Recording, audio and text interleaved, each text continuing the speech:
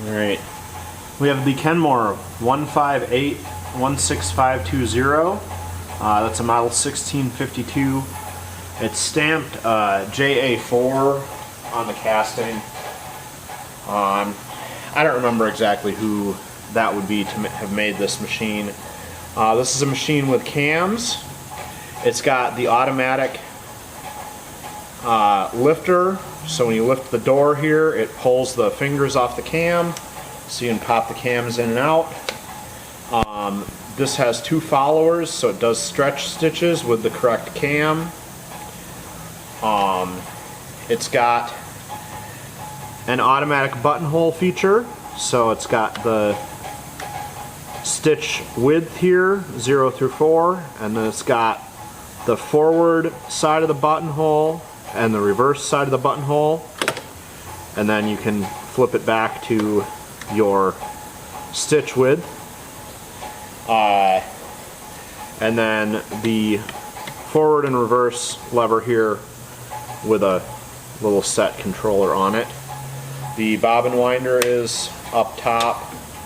It's got a clutch nut on the end for pretty standard bobbin winding procedures. And on the back side it does have, between the whole spool pins here, it's got a balance for the zigzag and stretch stitch balance to make them nice and even. But to thread the machine, it's capable of twin needle sewing. So it's got two spool pins. It's got a rear thread guide, front thread guide. There are two sides to the tensioner.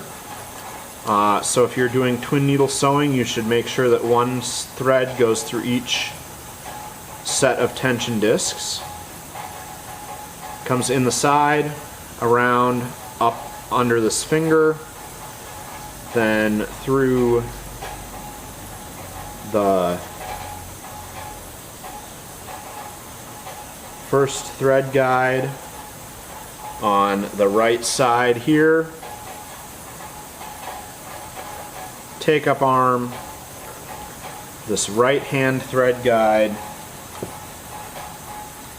It's got the, they're connected to the door, I forgot that on this model. It's got the pair of thread guides there. Pick a left or right hand side when you're doing a single thread. A pair of thread guides on the needle clamp.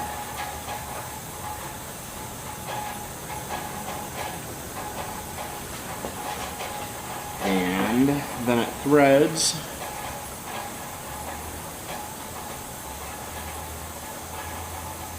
from front to back.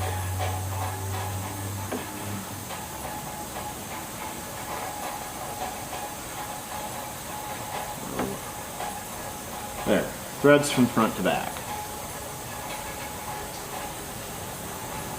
Oh, and I forgot to mention, this is your bobbin winding tension button. So the thread comes off the spool around the front and back to the bobbin winding.